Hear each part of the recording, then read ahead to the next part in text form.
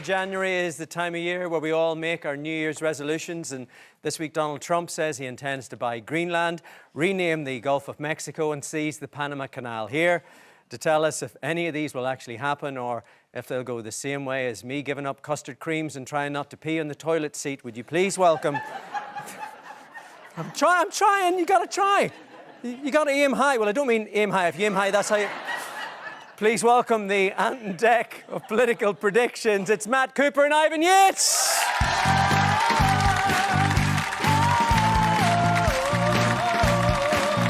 Here, boy. Here, boy. Here, sir.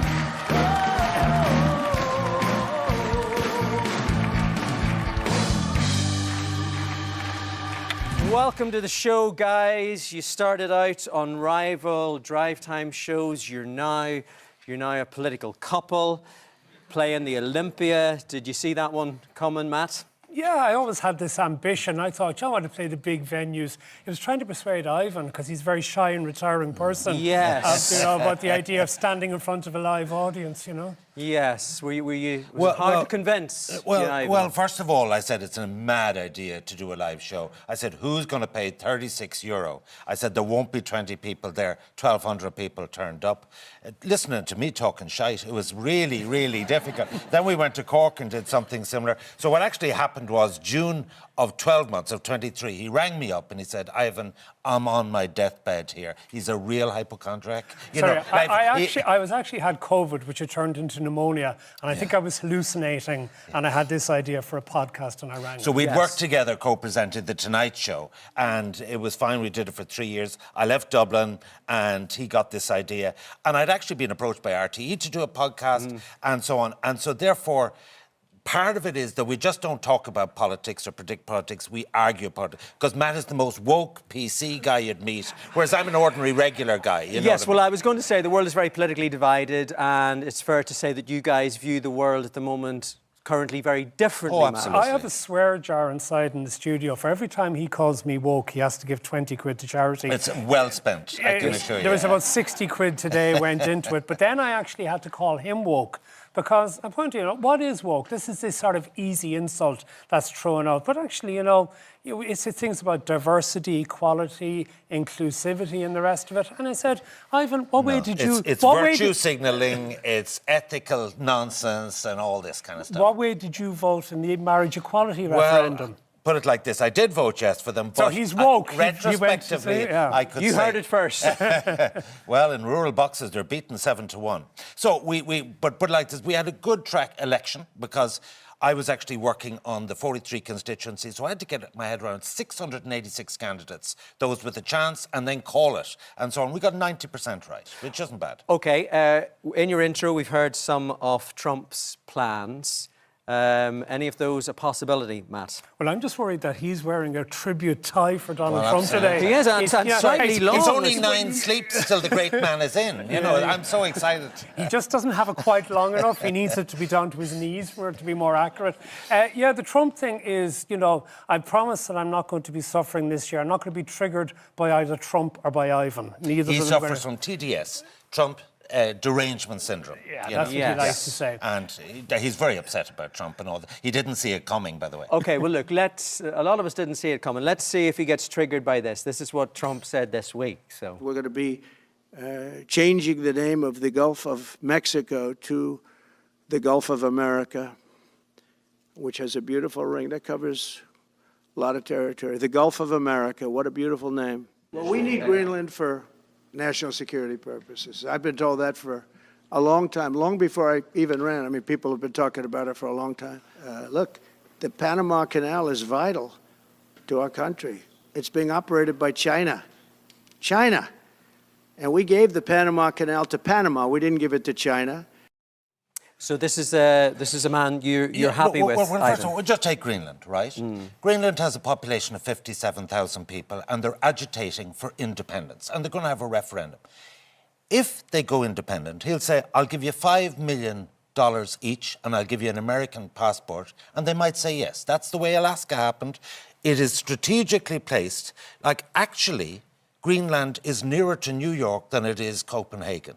It has security issues in terms of the naval vessels of Russia. So What he does is he throws stuff out there provocatively, and then he negotiates backwards and say, well, we're not going to take it over, we're going to buy it. And that's what he did with NATO last time around. And he tried this in 2019. Panama Canal, they have to go thousands of miles around the southern tip of South American continent, and therefore it makes sense. And Sorry, they are able to use the Panama Canal. Yes, I was about to say the they Panama actually have They have no to pay for it, security though. issues in relation to Greenland. There are already US bases there as part of the NATO agreement with Denmark. So you don't think it'll happen?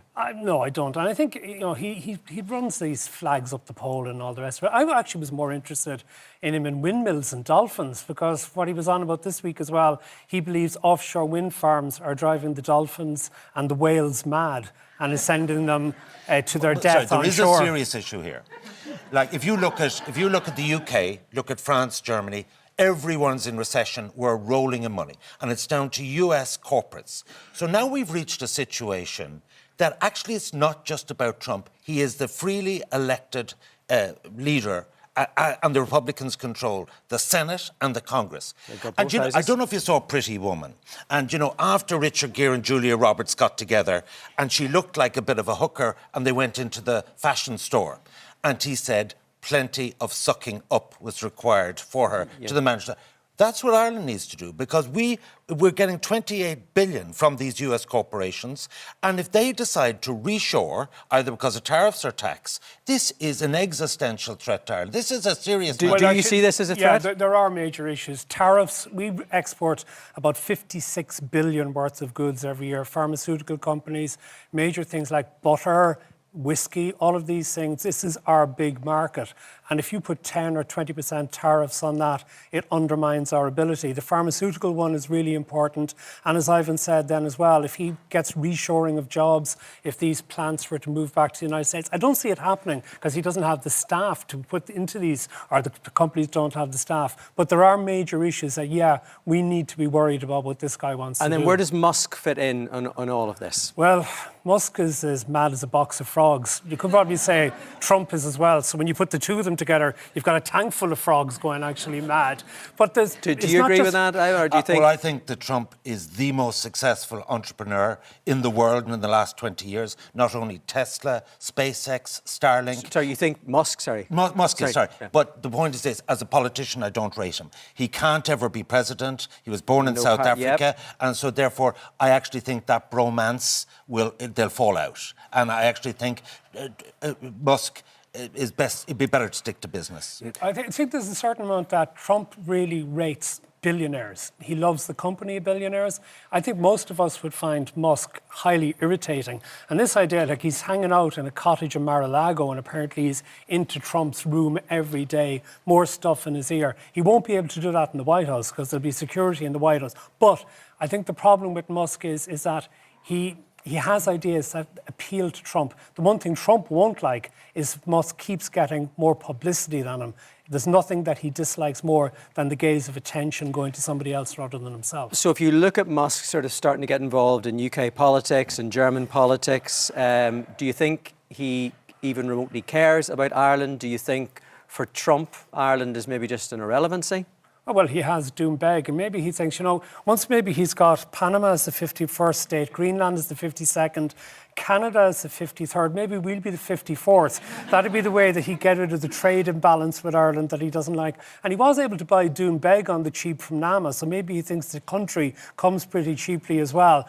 Look, I think Ireland isn't one of the enemies he would see, but don't disregard what Musk has been trying to stir things a couple of times when Leo Varadkar was Taoiseach, stuff in relation to the referendum, and some of the nastiest individuals on the right here in Ireland, people who have failed to get political traction, thankfully, at this stage, he amplifies them on Twitter, or X as he calls it now.